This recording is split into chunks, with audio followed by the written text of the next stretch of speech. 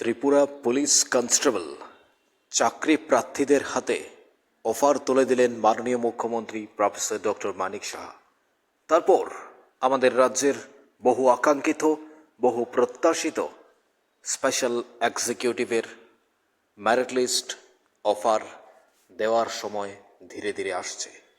মাননীয় মুখ্যমন্ত্রী professor doctor Manik Saha আজ সেই মহেন্দ্রক্ষণ, সে বহু প্রতীক্ষিত আমাদের রাজ্যের পুলিশ কনস্টেবলের হাতে অফার তুলে দিয়ে কি বলেছেন শুনুন আপনারা। বিশিষ্ট ব্যক্তিবর্গরা এখানে উপস্থিত আছেন এবং যাদের জন্য আজকের এই অনুষ্ঠান, যারা আজকে অফার গ্রহণ করবেন পুলিশ ডিপার্টমেন্টে, এবং অভিভাবকগণ, সাংবাদিক বন্ধুরা, সবাইকে আমি অভিনন্দন জানাচ্ছি এবং শুভেচ্ছাও জানাচ্ছি। তো আগে আমাদের রাজীববাবু পুরো ত্রিপুরা সরকার কি কি করেছেন এবং কিভাবে আমাদের নিয়োগ প্রক্রিয়া ত্রিপুরাতে হয় বিস্তরভাবে এখানে আলোচনা হয়েছে। আমাদের ডিজি সাহেব অলরেডি বলেছেন যে এই রাজ্য পুলিশের যে কনস্টেবল পদে নিয়োগের সময় কত কিছু লক্ষ্য রেখে স্টেপ বাই স্টেপ সেটাকে ফলো করে মাঝে মধ্যে আমাদের সাথেও কথা বলেছেন যেখানে সমস্যা হয়েছে, ট্রান্সপারেন্সির মাধ্যমে এই যে নিয়োগ সেটা এই আমাদের যিনি ডিজিপি সাহেব পুরো বিষয় এখানে আমাদের সামনে আলোচনা রেখেছেন। 975 অফার এবং তার মধ্যে 332 জন হচ্ছে মহিলা এবং পুরুষ হচ্ছে 643 জন। এটা কিন্তু চারটিখানি কথা নয়, বহুদিন ধরে এই পুলিশ কনস্টেবল এবং মহিলাদের কনস্টেবল পদে নিয়োগের জন্য কত রকমের কথা হচ্ছিল, কবে হবে, দেবেন কিনা ইত্যাদি। তো সবসময় একটা কোশ্চেন মার্ক সোশ্যাল মিডিয়া থেকে শুরু করে সব জায়গায় হচ্ছিল। কিন্তু সময়ের কাজ সময়ে এই সরকার করে থাকে এবং সেই দিনটা আজকে এসছে এখানে। এবং আমার মনে হয় যে যারা আজকে অফার এখানে নিতে এসছেন, এই দিনটি কিন্তু আপনাদের কাছে একটা স্মরণীয় দিন। এবং আপনাদের যে স্বপ্ন এতদিন ধরে দেখেছেন, এখানে বলা হয়েছে এখন যারা যারা আজকে অফার যাদেরকে দেওয়া হবে, দে আর অল ট্যালেন্টেড। এবং শুধু আমি অনেক সময় অনেক ফাইল আমার কাছে আসে যে এনওসি চাই, কি এনওসি? অলরেডি তো সে চাকরি করছে না, সে আরেকটা আপার গ্রেডে ওনারা অ্যাপ্লাই করতে চায়, আপার গ্রেডে প্রমোশন পাওয়ার জন্য বিভিন্ন পরীক্ষা নিতে চায়, এর জন্য এনওসি চায়। কাজে আগামী দিন আপনাদের টেকনিক্যাল নো হাউ এগুলো বিষয়ে তো আপনাদের জানানো হবেই। এবং আপনাদের কিন্তু আমার মনে হয় যে এইভাবে আপনাদের সিভিল ড্রেসে আর কদিন বাদে যখন পুলিশের ড্রেস পরবেন, একটা বিরাট অন্তর আগামী দিন আমরা দেখতে পাবো।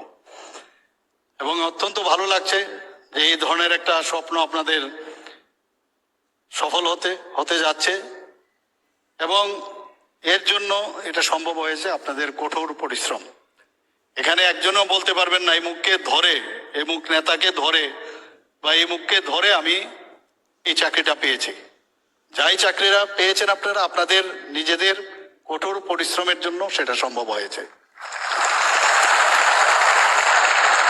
আমি আজকে উপস্থিত এখানে যারা অফার প্রাপকরা আছেন তাদের সকলকে এবং ওনাদের যারা গার্জিয়ানরা এখানে উপস্থিত আছেন তাদেরকে আমি আন্তরিক অভিনন্দন জানাতে চাই।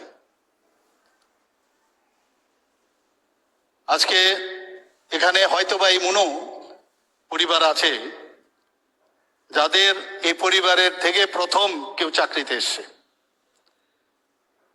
এবং এটা কিন্তু একটা শুধু নিজের চাকরি না, পরিবারের জন্য মনে হয় একটা চাকরি। এবং অনেক আশা অনেক আকাঙ্ক্ষা নিয়ে তারা এই পরীক্ষায় উত্তীর্ণ হয়েছে। এবং আজকের এই যে দিনটা, এটা কিন্তু একটা মাইল ফলক আমি বলবো, যে প্রকৃতপক্ষে রাজ্যের যে যুবক যুবতীদের যে কর্মসংস্থানের যে সুযোগ, তারা কিন্তু আগের দিন মানে বুঝতে পারবে যদি আমার প্রতিভা থাকে, আমি যদি পরিশ্রম করি, এই সরকারের যতদিন থাকবে, এই সরকার যেহেতু আছে, সেখানে যোগ্যতার মাপকাঠি নির্ধারণ করার যা যা পদ্ধতি দরকার এই সরকার করবে। আজকে আমাদের সরকার বিভিন্ন যে প্রশাসনের কাজ স্বচ্ছতার সাথে আমরা করছি, এবং বিভিন্ন দপ্তরে, শুধু পুলিশ ডিপার্টমেন্ট না, সমস্ত ডিপার্টমেন্টে যাতে গতি আনা যায়, কাজের গতি আনা যায়, তো বিভিন্ন দপ্তরে নতুন নতুন পদ আমরা যেমন সৃষ্টি করছি, তেমনি একটা গ্যাপ যে পুরনো পদগুলো আছে এবং নতুন পদ দেওয়ার সাথে সাথে সেই গ্যাপগুলো কিন্তু আমরা কমিয়ে আনার চেষ্টা করছি। শুধু চাকরি নয়, এই ত্রিপুরাতে আমরা ইনফ্রাস্ট্রাকচার ডেভেলপমেন্টের ক্ষেত্রেও আমরা অনেক কাজ করেছি, আপনারা নিশ্চয়ই এর মধ্যে দেখেছেন। শুনলেন মাননীয় মুখ্যমন্ত্রী প্রফেসর ডক্টর মানিক সাহার বক্তব্য। তিনি বলেছেন, পুলিশ কনস্টেবল থেকে শুরু করে প্রত্যেকটা চাকরি আমাদের রাজ্যের চাকরি প্রার্থী বেকারত্বের জন্য কতটা গুরুত্বপূর্ণ। এই চাকরি এক একটা পরিবারে এই প্রথম, অর্থাৎ যোগ্যতার ভিত্তিতেই চাকরি হবে। মাননীয় মুখ্যমন্ত্রী সবসময় একটা কথা বলেন, কেউ চ্যালেঞ্জ করে বলতে পারবেন না যে চাকরিটা কারোর হাত ধরে, কাউকে টাকা দিয়ে, কাউকে হাতে ধরে, কোনো নেতা মন্ত্রী এমএলএর হাত ধরে চাকরি হয়েছে।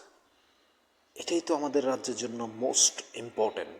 কারণ মাননীয় মুখ্যমন্ত্রীর এই যে গুরুত্বপূর্ণ কথাটি, এটা বলার জন্য সৎ সাহস লাগে, এটা বলার জন্য একটা সাহসিকতার পরিচয়। কারণ মাননীয় মুখ্যমন্ত্রী জানেন, তিনি এই দুর্নীতির মধ্যে, এই রাজনীতির মধ্যে বা এই বেকারদের মধ্যে কোনোভাবে তিনি বিভাজন, তিনি কোনোভাবে এই চাকরিগুলোকে দুর্নীতির মধ্য দিয়ে আনতে চান না, রাজনীতির রং লাগাতে চান না। তিনি চান রাজ্যের মেধাবী বেকার যুবক যুবতীরা, যারা অক্লান্ত পরিশ্রম করে, রোদে পড়ে বৃষ্টিতে ভেজে বাবা মায়ের টাকা, পরিশ্রমের টাকা দিয়ে যারা এই জায়গাগুলোতে এসেছে, নিজেদের সার্টিফিকেটগুলো পেয়েছে, যথাসম্মানের সাথে মেধাকে কাজে লাগিয়ে যেভাবে নিজেদের যোগ্যতা প্রমাণ করেছে বিভিন্ন স্থানে, ঠিক চাকরির ক্ষেত্রেও তারা ঠিক সেই সুযোগটা গ্রহণ করুক। মাননীয় মুখ্যমন্ত্রী সেটাই চান। ডক্টর মানিক সাহা এ রাজ্যের অত্যন্ত দায়িত্বশীল একজন মুখ্যমন্ত্রী হিসেবে তার পরিচয় তিনি দিয়েছেন, তার পরিচয় তিনি রেখেছেন। চাকরির ক্ষেত্রে কোনোভাবেই স্বচ্ছতা ছাড়া চাকরি হবে না। এই যে সমস্ত চাকরিগুলো এভাবে হচ্ছে স্বচ্ছতার ভিত্তিতে, এতেই তো প্রমাণ পাওয়া যায় এ রাজ্যের বেকার যুবক যুবতীদের জন্য আগামী দিনের যে স্বপ্ন তৈরি হচ্ছে। আপনি স্বপ্ন দেখতে পারেন, আপনি যে চাকরিগুলো হচ্ছে, প্রত্যেকটা চাকরি হচ্ছে মেধার ভিত্তিতে, যোগ্যতার ভিত্তিতে। তাই কোনো চাকরি কোনো নেতার কাছে, কোনো মন্ত্রীর কাছে, কোনো এমএলএর কাছে কাউকে টাকা দিয়ে আপনাকে পেতে হবে না। আপনার মেধা এবং যোগ্যতা থাকলে আপনি চাকরি পাবেন। আপনার যাদের যোগ্যতা থাকবে না, যারা যোগ্যতা অর্জন করতে পারবেন না, টাকা দেবেন মানে টাকাগুলো চলে যাবে জলে। এটুকু বুঝতে পারছেন মাননীয় মুখ্যমন্ত্রীর স্পষ্ট কথা। অর্থাৎ তিনি কোনো রাজনীতি, তিনি কোনো সিপিএম, কংগ্রেস, বিজেপি, তিপ্রামথা এগুলো কাউকে তিনি চান না। তিনি চান বেকাররা, যারা রাজনীতির রং ছাড়া পড়াশোনা করেছে, রাজনীতির রং ছাড়াই মানুষ হয়েছে, তারা রাজনীতির রং ছাড়াই চাকরি করবে। এটাই তো আমরা চেয়েছিলাম এমন একজন মুখ্যমন্ত্রীকে। এবার আসবে স্পেশাল এক্সিকিউটিভ। সেই সময়, সেই মহেন্দ্রক্ষণ আমরা কিছুদিন পরে দেখব। কারণ যেহেতু পুলিশ কনস্টেবলও কমপ্লিট হয়ে গেছে, এখন শুধুমাত্র ত্রিপুরা রাজ্যের একটা উইক অ্যাচিভ বলা যায় স্পেশাল এক্সিকিউটিভ। কারণ 6067 অর্থাৎ 6067 জন, পুলিশ কনস্টেবল দিয়েছে 975, এছাড়া অন্যান্য চাকরি মিলিয়ে আপনার 6067 এই চাকরির একটা বিগ, অর্থাৎ একটা বড় মাপের চাকরি, সেটা এ রাজ্যের ইতিহাসে ঐতিহাসিক মুহূর্ত তৈরি করবে। তাই স্পেশাল এক্সিকিউটিভের চাকরি প্রার্থীরা যারা আছেন, তাছাড়া ফায়ারম্যান থেকে শুরু করে জেল পুলিশ, টেট তো মাত্র গেল, এবং আগামী দিনে যারা বেকারত্ব রয়েছেন আপনাদের জন্য জেআরবিটি 2 থেকে শুরু করে প্রত্যেকটা সাইট আপনাদের জন্য ওপেন হয়ে যাবে। আপনারা প্রস্তুতি নিতে থাকুন, এবং যারা স্পেশাল এক্সিকিউটিভ অপেক্ষা করছেন আপনারাও কিছুদিনের মধ্যে পেয়ে যাবেন। কারণ মাননীয় মুখ্যমন্ত্রী বলেছেন সময়ের কাজ সময়ে হবে। সরকারের নির্দেশিত প্ল্যান, সরকারের চিন্তাভাবনা, সরকারের দায়িত্বশীলতা, সরকারের সঠিক পদক্ষেপ, সেগুলোকে গুরুত্ব দিয়ে প্রতিটা চাকরি হচ্ছে। যারা বলছে চাকরিগুলো হবে না, যারা বলছে চাকরি দেবে না, তো সব চাকরি হচ্ছে, কোনো চাকরি বাতিল হচ্ছে না।